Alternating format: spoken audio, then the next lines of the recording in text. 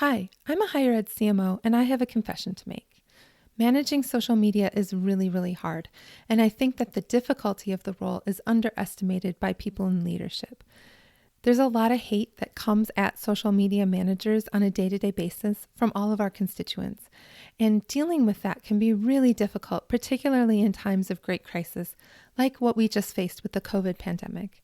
Our guest today, Allie Kenzie, is going to be talking about the research that she's done into the mental health impact of social media management in higher education. I think she's going to have some great insights, and I hope that those of you who are listening will take heed of the advice she gives on how to address some of these challenges with you or with your staff.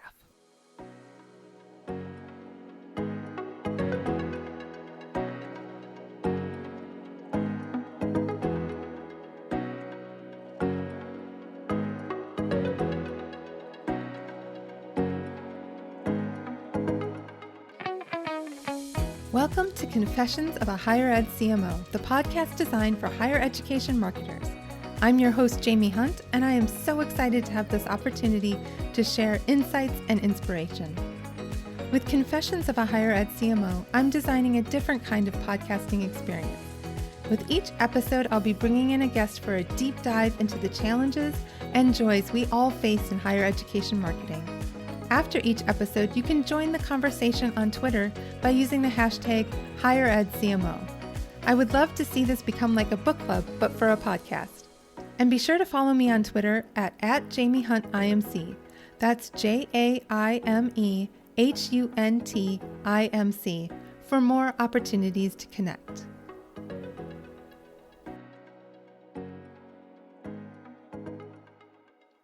So I'm really happy to have Allie Kenzie here with me today. She is the Director of Social Media at UNC Charlotte. Allie, welcome to the show. Hi, thank you so much for having me. I have heard your calming voice on the other side, so it's crazy to be here. Well, I am so happy to have you here. I'm a huge fan of Allie's.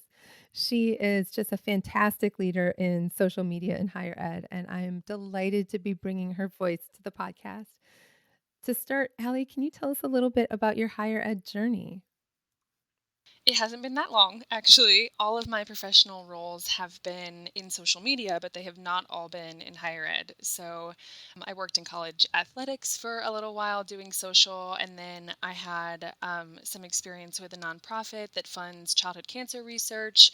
So I dove into higher ed about 3 years into my career. And I think that background kind of gave me a nice foundation to have spent time in other industries and to sort of compare higher ed with a critical lens, but also a new perspective. And I am a first generation college student, so higher ed has always meant something more to me than some of the other industries that I have had the chance to sort of evaluate a role in. And I think it just represents progress, opportunity, and I think social media is a really cool way to sort of extend that opportunity to others. And that's what's kept me in higher ed. And I'm so glad that we have someone with your talent in higher ed.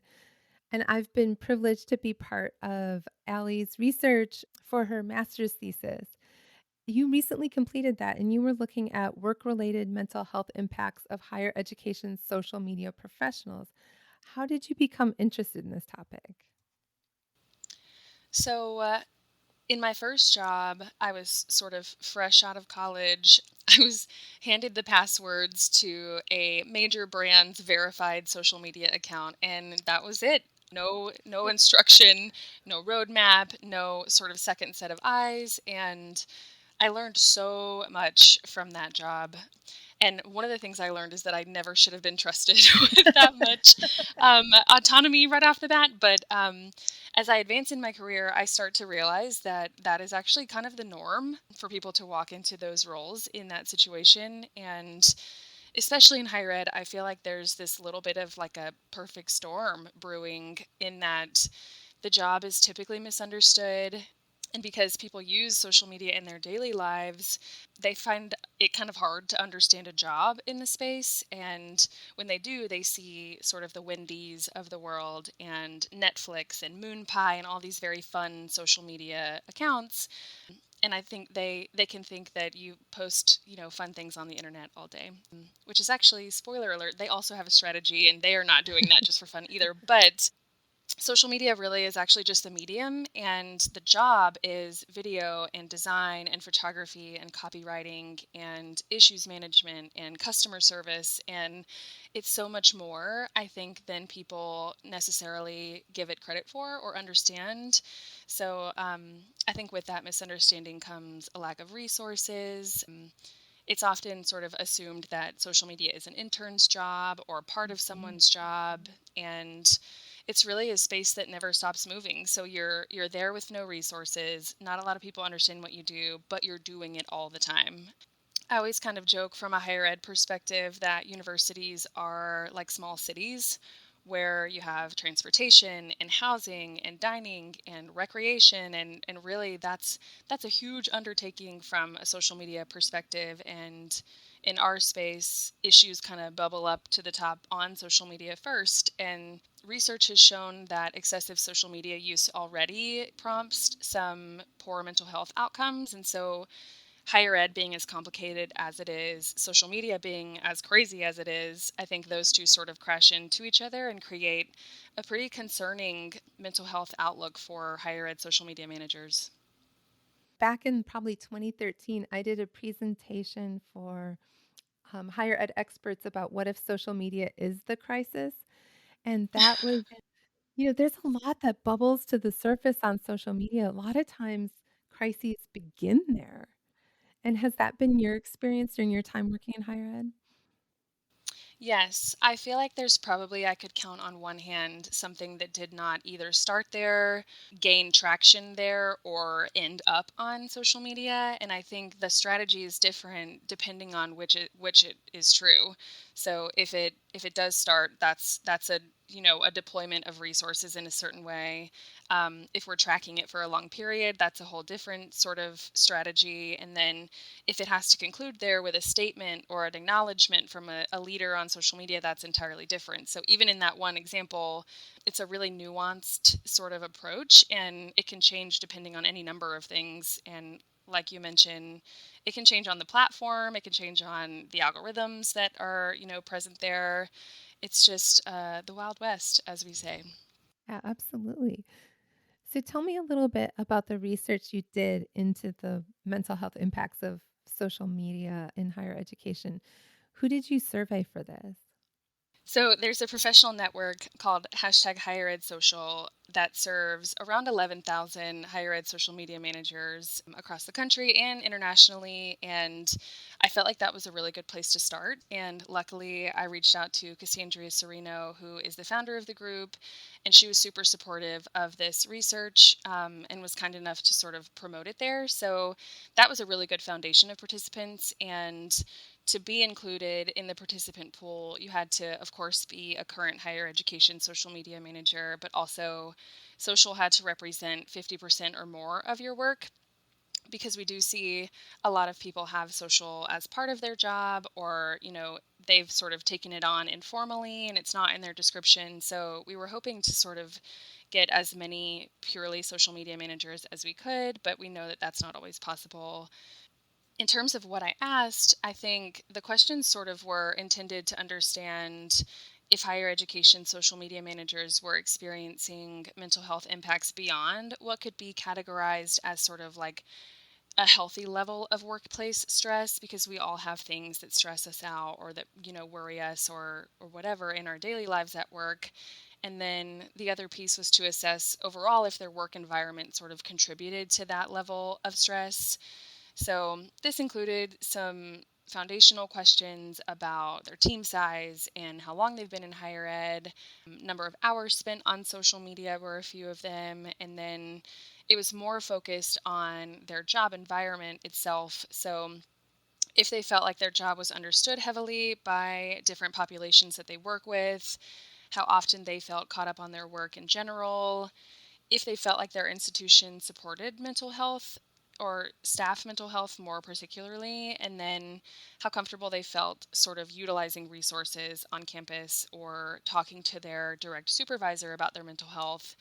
And one of the most important pieces is really asking them foundationally if they had been diagnosed with a mental health disorder before, and then regardless of that, if they experienced any symptoms of some common anxiety and depression related disorders like generalized anxiety disorder. So that component was to try to illustrate that everyone is stressed at work at times, but this is a different environment, and this is something we need to look at more from a clinical lens.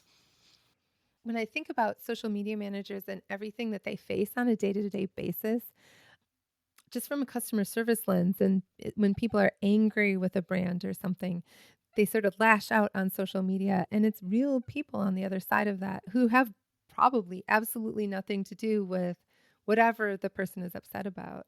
But you kind of have to just absorb that hatred all day, it seems like. Absolutely. And I joke with my team sometimes that I like press send and then want to close my computer and take a long vacation. Right. Because you are a human on the other side of that. And it's hard not to internalize when they're saying you or you guys or you all. And you start to like read it as you after a while. And it takes some time. I'm probably better at it now than I was when I first started in social media, but it takes some conditioning on your part to understand that you are a university, you are an entity, and it's not you personally. I've actually even seen some people be like, I'm really mad at you, Ticketmaster, but not your social media person. And I think those people are rare, but we appreciate them on our side of things too. Absolutely. I remember when I was managing social media, I really wanted to be like, I'm a person. I'm a really nice person even. If you meet me, you might like me.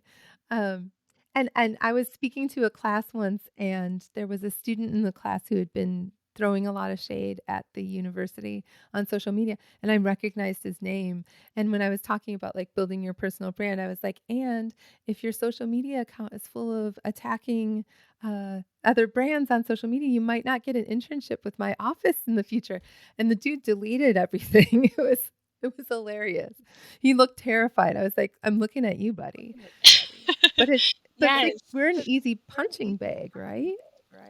Absolutely. And I think that there's this, being this sense of being anonymous on social media that really emboldens people sometimes. And then when you do sort of pull back the curtain, we do try to address as many concerns as we can and answer as many questions as we can. And people will be or seem very angry as they're tweeting at the university, but then when you direct message them and you're like, hi, I'd love to learn more, what has your experience been, how can we support you, they start to become really nice, and they're like, wow, I never thought you would see that, I never thought you would respond to this, thank you so much. And it really is a reminder that I think, behind the brand there are people, but when you do make that one-on-one connection as much as possible, I think it really helps to sort of reinforce that and reinforce that there is someone looking at these things. We are going to respond. And I think that gets lost sometimes in the mix because there's just so much going on social media that it's really easy to start to, be brand forward instead of person forward. Hey all, I hope you're enjoying this episode of Confessions of a Higher Ed CMO. I want to take a moment to thank my friends at MindPower who are making Season 2 of this Enrollify podcast possible. MindPower is a full-service marketing and branding firm celebrating nearly 30 years of needle-moving, thought-provoking, research-fueled creative and strategy. MindPower is woman-founded and owned, WBENC certified, nationally recognized, and serves the social sector, higher education, healthcare, nonprofits, and more. The MindPower team is made up of strategists, storytellers, and experienced creators. From market research to brand campaigns to recruitment to fundraising, the agency exists to empower clients, amplify brands, and help institutions find a strategic way forward. You can learn more about their work in the world by heading on over to MindPower Inc. That's MindPowerinc.com. And be sure to tell the crew that Jaime sent you their way. So I would love to talk a little bit about your findings. What did your research uncover? Sure. So I'm not really sure what I expected. I guess I went in with not a lot of expectations, and what we did learn I thought was super insightful. So, to start, the results indicated that about 50% of participants had previously been diagnosed with a mental health disorder. And I'm not sure really what I expected, but I think that was more than I anticipated. And regardless of that diagnosis, all of the participants experienced an average of 10 out of 18 of the symptoms of the disorders that were included in the assessment. So the top symptoms were being easily fatigued and experiencing low energy, feeling keyed up or on edge, experiencing irritability and muscle tension, and sleep disturbance. So I think that was a wide gamut of symptoms that I think have an impact on your daily life in a lot of different ways.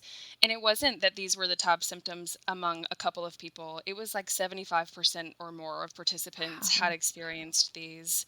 And it really put into perspective that this is not something that you just leave with you when you close your computer. These are real people experiencing real things. And there were a couple of other things that they didn't feel like their jobs were well understood. They were not regularly caught up on your work. So if you imagine and put yourself in the shoes of someone experiencing those symptoms, it's just sort of a snowball effect where you're also not getting caught up and nobody understands when you talk to them about what you're doing. So it was not great. That's really depressing, actually. That's a huge percentage of people struggling. Did your study show any reasons why people might be experiencing these sorts of things? So, we did ask if there was an intervention or action that could impact their mental health in a positive way. And I think that sort of uncovers the reasons that people experience these things in the first place. And I think what they hope is different is more bandwidth, having time to actually disconnect from, I guess, anything digital, their phone, their computer, their, email. Better work life balance was a huge sticking point, more understanding of their jobs, and recognition from leadership. Many of the qualitative answers in this section were time to actually disconnect, but really, really disconnect. I think there was a big desire to actually be able to step away and not step away but be on call, or step away but understand that if, a crisis were to occur, then you're at work.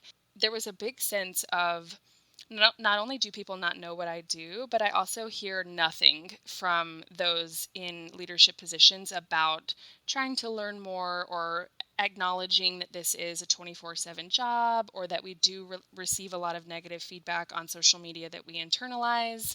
Many people were just looking for a good job, and or I see you and I appreciate what you're doing on behalf of our brand. And so I think all of those together, certainly from different angles, can start to wear on a person after a while. Did your study reveal whether higher ed social media managers are bringing their concerns to their supervisors? Yes and no. In general, the results, at least from this study, showed that people weren't sure about talking about their mental health at work.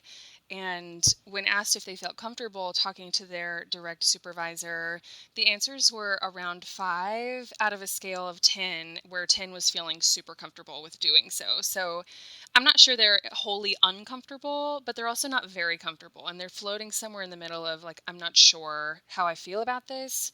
And ultimately, about half of the participants had done so already, and the other half had not. So, for the ones that have not, they named stigma and fear of being perceived differently as the main reasons for not doing so. And many of them elaborated in, a free response section that they felt like they would receive less work on their plates, or, that stigma would be carried forward into future projects. And so I think there's a really pervasive feeling that I'm going to be treated differently if I do speak about my mental health and if I do reach out to somebody in a work capacity. For those that had, the answers were kind of all over the place, and their experiences had all been really different with doing so. I'd like to think that they're all positive, and some of them were, and they were that their supervisor immediately took action of some sort. They felt validated at the least, or were encouraged to sort of prioritize or set boundaries. And I think those were the best case scenario. And then the majority of the times that people did reach out to their supervisors, they were somewhere in the middle. So they said, I felt heard at the time, but no long-term solutions were implemented, or I was encouraged to enforce boundaries, but when I actually did, I was sort of criticized for not being a team player or not being engaged enough. And I think that sort of leads to the other end of the spectrum, which is some people just had a really poor experience with talking about these things with their supervisor. Some said they felt punished, some said they felt dismissed at the time, or they were promised that the issues would be addressed and they never were.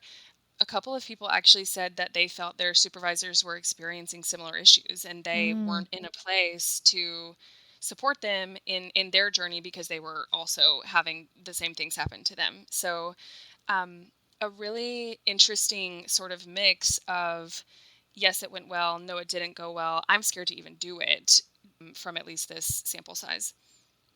I wonder how supervisors can be more receptive or how supervisors can convey that they are willing to listen and hear and that like do you think that supervisors should be actively asking their social media managers and honestly probably everybody on their teams, but asking them how they're doing, like how would you suggest approaching that conversation? Yeah, I do. And I think because it can be kind of scary, you never want to be like, so how's your mental health? Right? um, be so, casual with it. But I think it would be easier if they were to spend some time with their social teams and not in a way of like, I'm here to ask you about your mental health and where you're at with it. But I think having lunch with them sometimes or joining them on a shoot if they're going out to a location somewhere for getting content. Um, Hanging out in their office and just saying, hey, can I see what you have going on? Or especially in a time of crisis where they're reporting on sentiment and volume of conversation and things like that. I think just trying to be sort of in the driver's seat with them, or I guess in this case, in the passenger seat, um, would be a good start because I think it helps to sort of make it less of a scary thing to then see what they do and then say, how does this impact you? And I've experienced this with you even for just a short time. And I've seen that you've been online for, these 4 hours, or I've seen that you answered that email at 10 p.m. and start to use some of those experiences that they have with them to sort of enter into the conversation about mental health. And then I think from there, just being as authentic as possible and just being sort of a listening ear would be a good place to start. Do you think that these mental health impacts are causing people to consider changing careers? And should that worry supervisors? I absolutely think they are. Um, we've been hearing about this great resignation for a while now, and I don't think this role is spared from that at all. I think when asked to name one action or intervention that could have the most impact, like we talked about earlier, there was a significant subset of people that said the only intervention would be leaving my job. And Wow.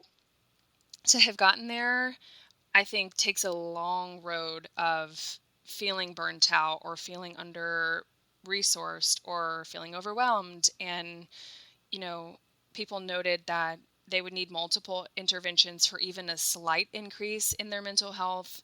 Um, some indicated that they're leaving higher ed and social media, so it's not one or the other, but I think it's this mix of the two that can be very overwhelming. And then one had just given their notice and saw that the university was hiring two jobs in the place of their one job. So I think Yikes. I know. I think that it's hard to see, and it's hard to know that people are experiencing these things, and it should be concerning, I think, for higher ed leaders. And I think the main reason why is the level of institutional awareness that these people carry with them all the time is almost frightening. Um, and I say we because I feel like I earned that badge, internally, sort of, well, we internalize and apply immense levels of feedback to work moving forward. And so we're like this constant circle of how people feel about the university, how they mistook that thing that I said, how this other thing worked really well, and sort of regurgitating those learnings in everything we do. And I think that it builds this body of knowledge of past issues and current pain points and wins and pride building things, and um, that goes away and you start from scratch, and it's really hard to build it again, and it takes a long time. And then if that person is experiencing these same mental health issues at work or because of work, then it's this constant cycle of building these really, really experienced people with your brand, and then they leave. So I think that institutional knowledge is really hard to come by, and especially if you have someone who you trust to handle sensitive issues on social media, or know when to respond and not to engage, is something that's really valuable. And I think that's at stake here if those people don't feel like they have a place where their mental health is cultivated at work. Do you think there's anything unique to higher ed that leads to this being more prevalent, or do you think this probably exists across social media managers in general?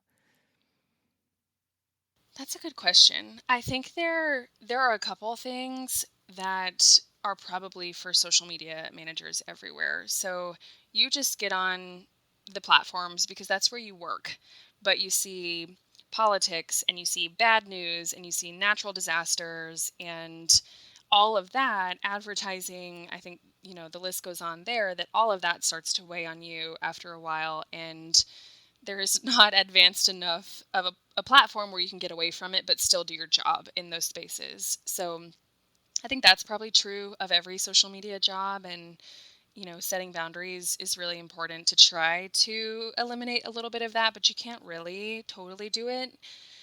I think it's more specific to higher ed, just given the nature of universities, like the small city thing that we talked about earlier.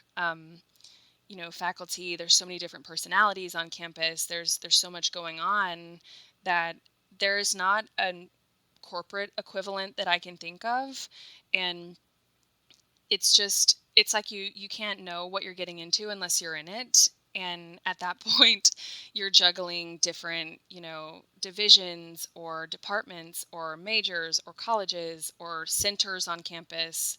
And everything's just so dense that I think it really magnifies some of the things that people can experience on social media as well.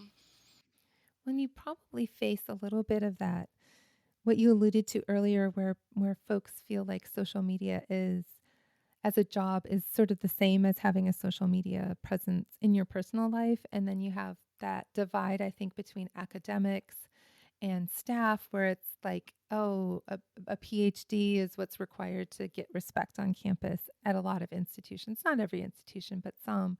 And so when you kind of combine this sort of scoffing at the role of a social media manager with the scoffing at somebody for maybe not being a PhD or not being an academic, those two things combined, I think, could probably cause some pretty big divides in the respect that you get across the institutions, which is so unfortunate. Totally, 100%.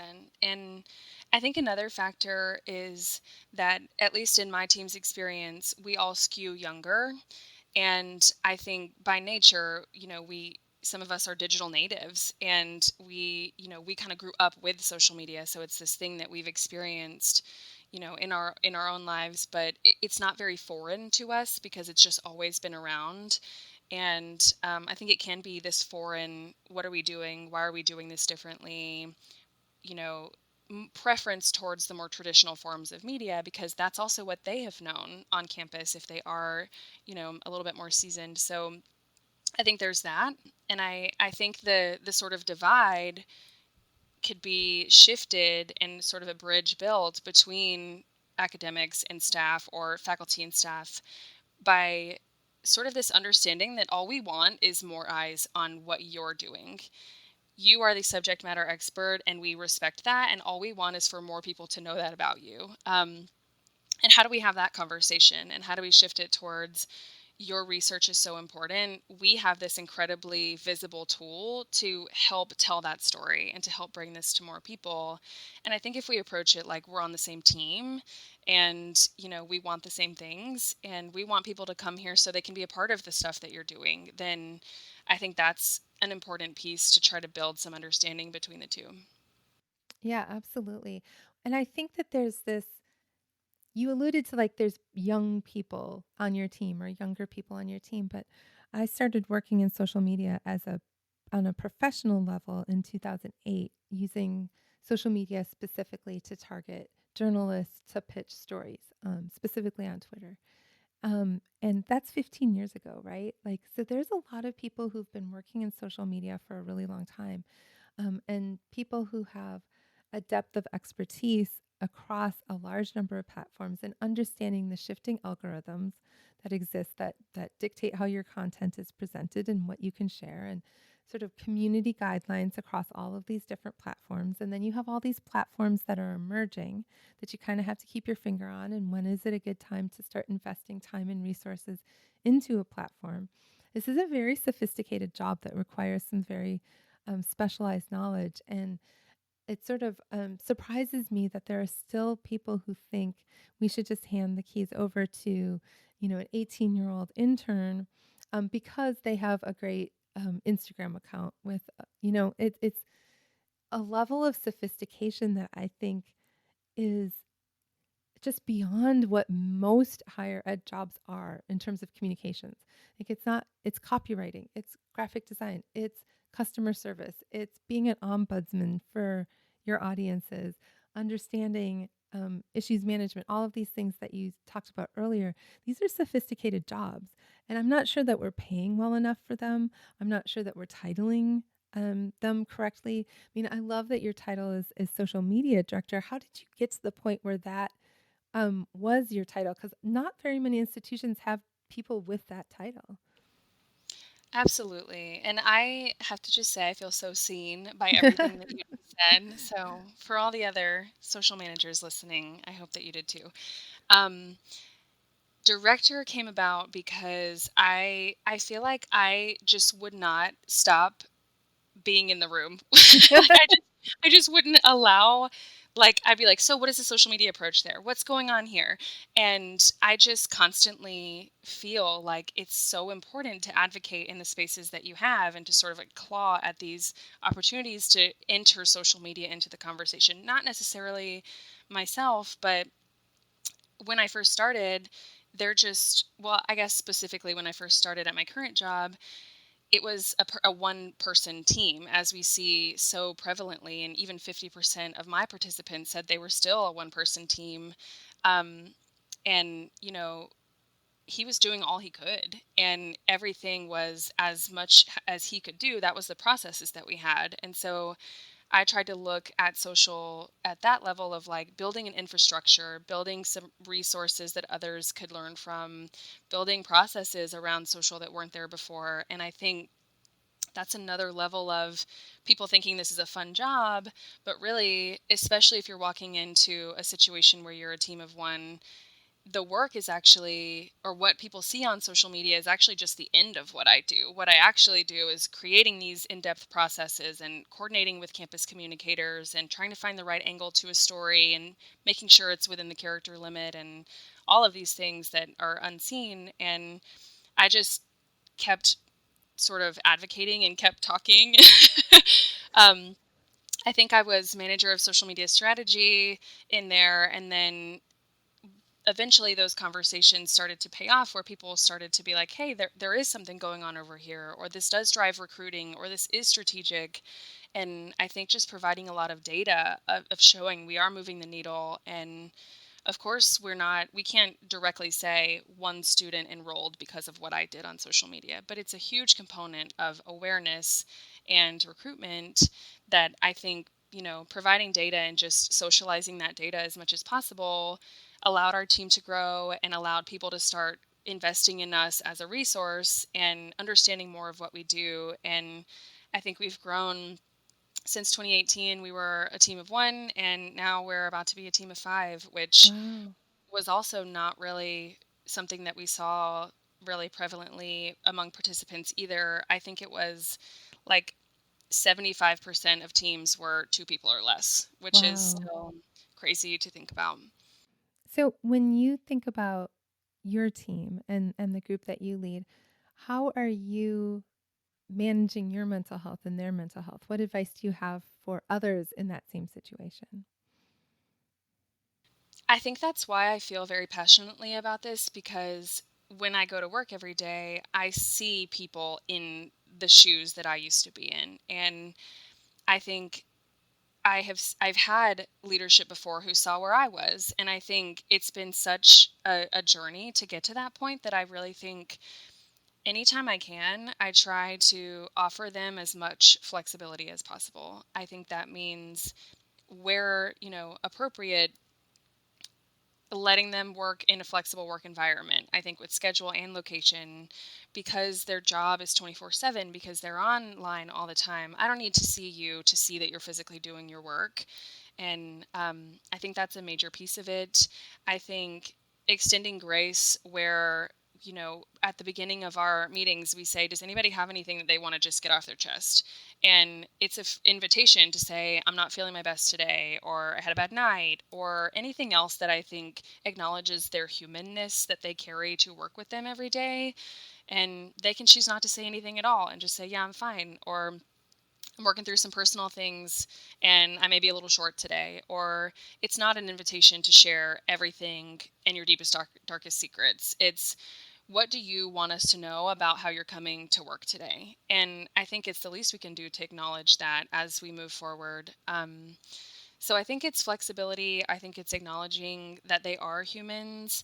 And I think it's really open conversation. So I really and truly feel like nothing is more important than our collective mental health. And so if you have something you want to talk about, if you have something that is bothering you, I think just being available and asking, what do you need from me from this conversation? And do you want me to move something forward? Do you want me to just listen?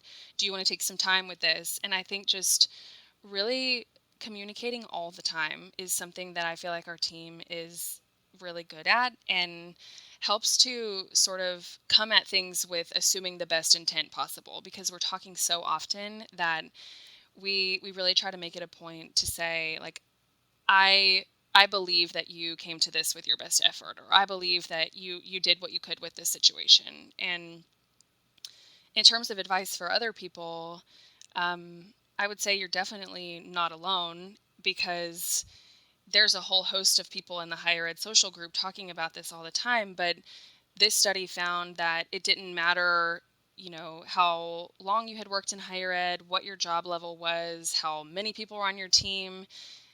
None of that correlated with any sort of like better or worse mental health. So I think your feelings are valid no matter where you fall in that spectrum. And I guess the second thing would be to take some time to develop a mental health plan for yourself. Mm. And I think that can seem, really dry and not very, fun thing to think about, but it's also overwhelming for the path forward to be unclear. And when you're mired in all of these, things that go on in your day to day, it's really easy to put off the mental health conversation, even with yourself, of like, I'll deal with that later. I'll figure that out eventually. But I think being really intentional about a plan and finding what works for them. So that could be, are you a person who likes to have in-person resources, or do you want to do a digital resource for your mental health, and is that better? Or, you know, should you consider talking to a professional, and what does that look like? Would you address your personal mental health or your professional mental health, or do you feel like they're connected with one another? And then what does your next step in your career journey look like? And that can be a scary one. But I would just say that their health and wellness is way more important than any job that they have. And if your environment is not conducive to a good mental health outlook for you, then it may not be worth continuing in that job. And even if they're sort of uncomfortable talking with their supervisor, I think I would just encourage them to still continue to advocate for what they need, even if it's not mental health, even if they're not ready for that conversation yet. That's so understandable. And I think where a lot of people find themselves, but they can advocate for resources and to be in the conversation more. And I think those things are an important step towards good mental health in a professional capacity as well. For the CMOs or, AVP level people who are listening, what advice do you have for us about helping our teams with their mental health? Do you have like 5 more hours to talk about this?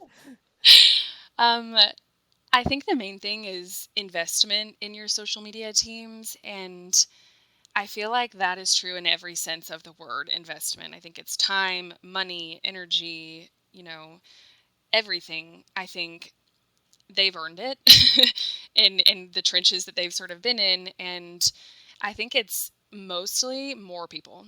And that was the main thing we saw from the survey too, is I just need help. And I want somebody to look at my workload and how many hours there are in a day and make those things match up together, because they almost never do. And you would never have one person managing your entire website or one person managing your entire email strategy and writing every email.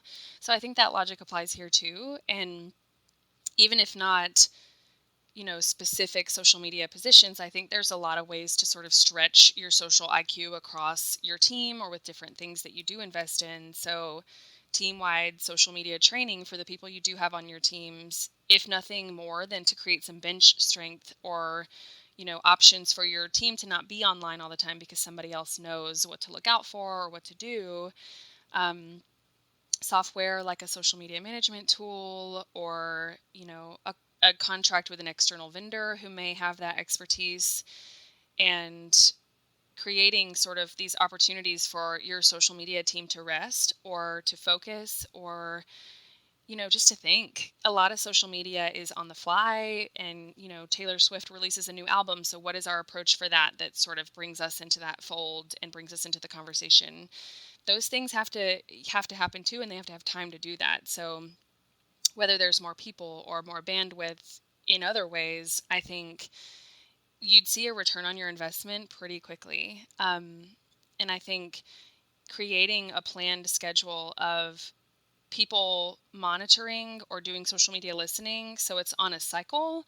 So I know maybe my days are Monday and Wednesday, but I know that every other day of the week, that week, I can actually close my computer after work, and I don't have to be on social media all the time.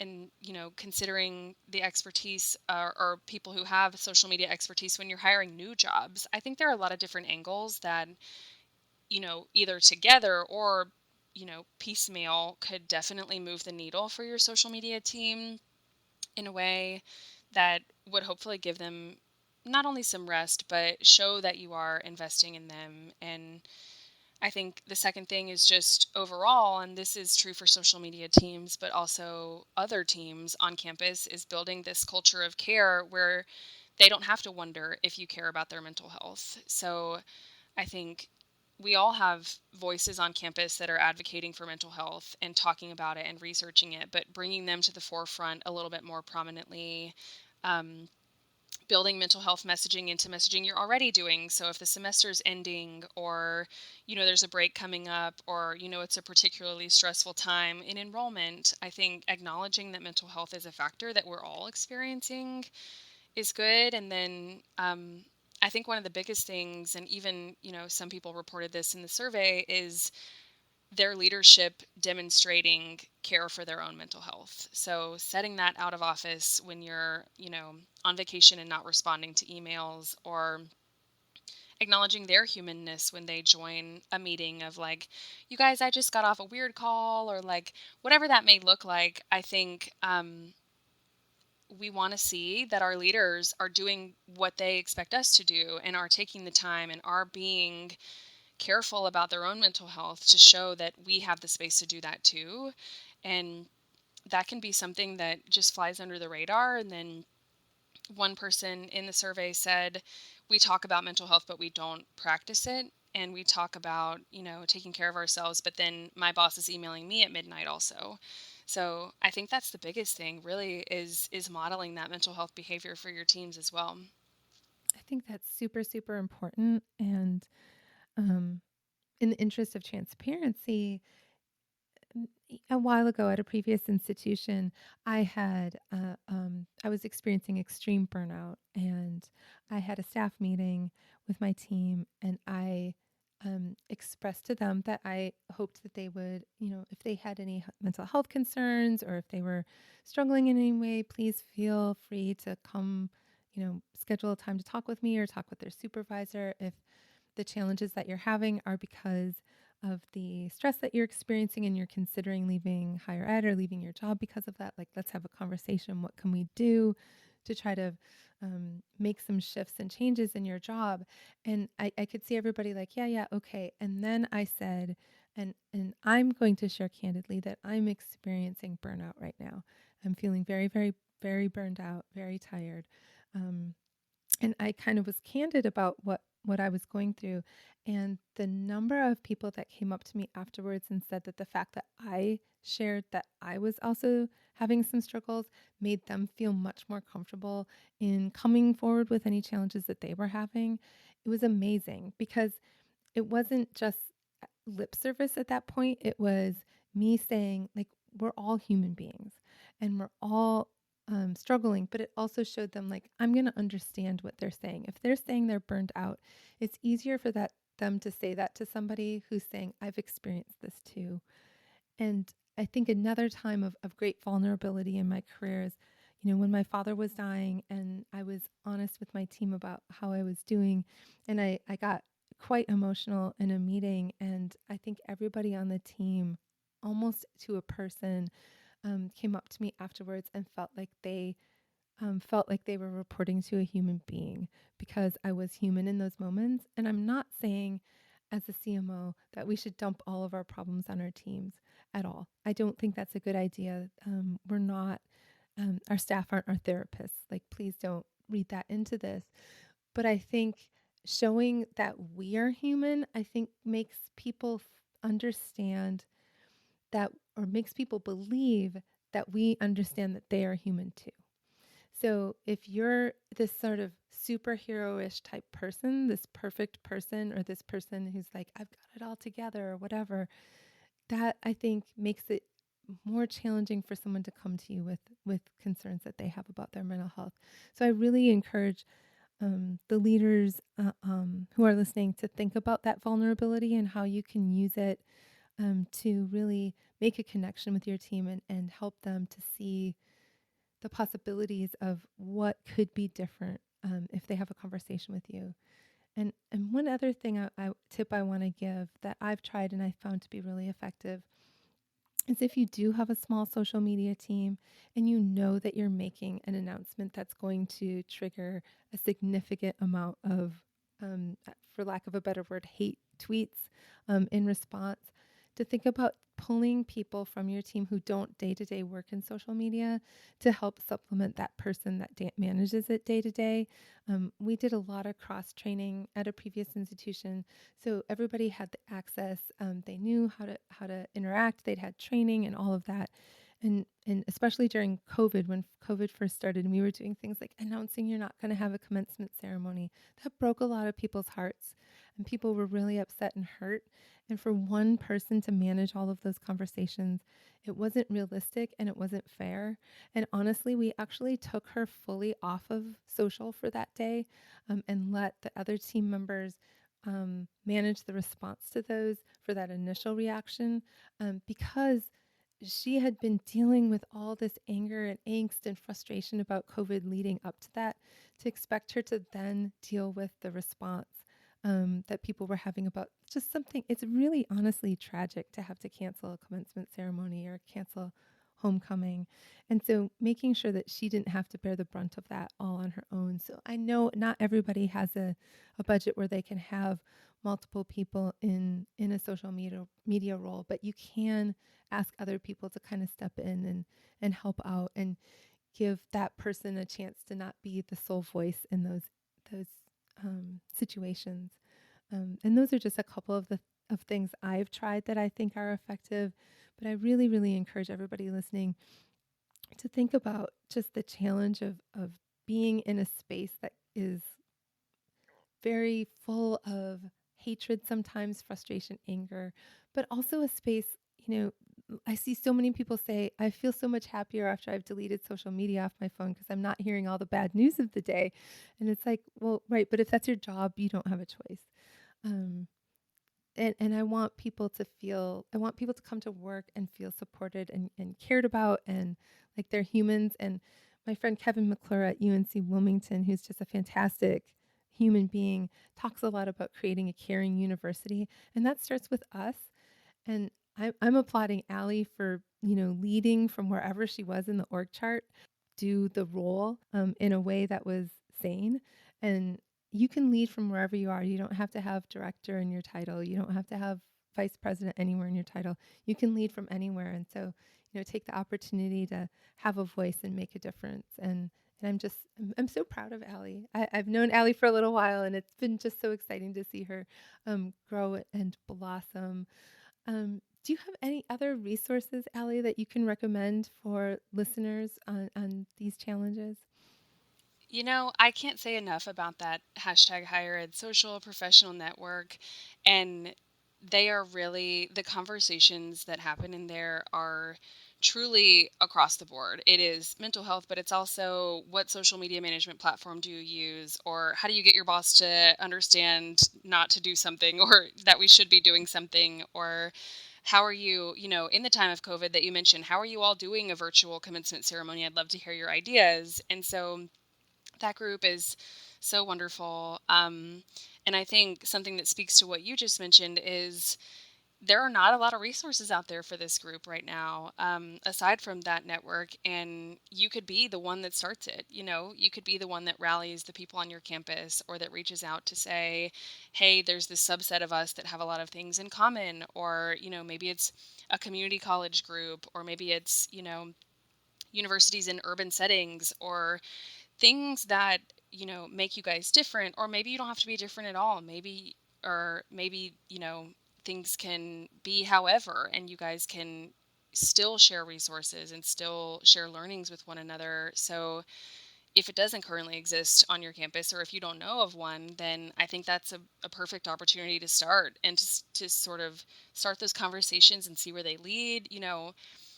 We are on social media all the time, and we see all the bad parts, but there also are some good parts. And I follow so many social media thought leaders on social media, and it's actually one of the only, things I use social media for, is to follow other social media people. So it's kind of like ironic, but I think connect with those people digitally, and reach out to the people that you respect in that space, and start those conversations if you don't feel like you have resources, or don't know where to start. And that's actually what I did with Jaime, everyone. So shoot your shot, because I love her and I loved her work, and I was like, hey, we should be best friends. And now I'm on a podcast. So I think be sort of brave in reaching out. And I think part of the success of this project was that there were so many supportive people in this community who shared the link, or who I reached out directly to, and they were like, thank you for doing this work, and they participated and shared with their teams. So you have a support system on the other side of this, and whether that's digitally or in person, I think people want to see you succeed and want to share what they've learned with you too. I think one of the things that I would say to anybody who's listening to this, who works in social media or any other part of higher ed marketing, who's thinking about leaving higher ed marketing or higher ed social media, is I'm not sure there's another field or industry that has the level of connectivity that we have in higher ed marketing. There is just truly a sense of we're all in this together, I think, in higher ed marketing. And I don't imagine that probably like Best Buy and Target social media managers are sharing ideas, right? Because they're in competition with each other or whatever. But we're all here for each other, I think, and that's what I love about this field. And I totally echo Allie's shoot your shot, because the answer is no if you don't ask, right? Like you can't, you're not going to get a yes if you don't ask the question. So I absolutely love that. Well, Allie, if people have questions, I'm confident that we're going to see you on the conference circuit in the next year or two. But please, how can people find you in the meantime? I am such a terrible social media manager, because I think there's this expectation that you build your personal brand. And for the people who do, I commend you and I applaud you that you do that at work and then you do it in your personal life too. I am not that advanced yet, but I love LinkedIn and I am on LinkedIn. Allie Kinsey on LinkedIn, Allie, which is the only right way to spell Allie, and I'm sorry if you don't. Kinsey, Kuenzi. So I would love to connect on LinkedIn or, email, the good old fashioned email that is off of social media entirely. My email is alliekinsey@uncc.edu, and I would love to talk to whoever would like to reach out. And I hope that you do, because I think Allie has just wonderful insights. And as always, you can find me online on Twitter at Jaime Hunt IMC. And like Allie, I have the only correct spelling of Jaime, which is JaimeHuntIMC. You can also find me on LinkedIn. I'm spending a lot more time on LinkedIn given the current Twitter situation. On both platforms, please use the hashtag HigherEdCMO to continue the conversation around this podcast. I hope to see a lot of people there. And as always, I always have to sign off with let's go bust some silos, because we've got to destroy the things that hold us back from being great. So thank you so much, Allie. Thank you for listening, and have a great rest of your day, everybody.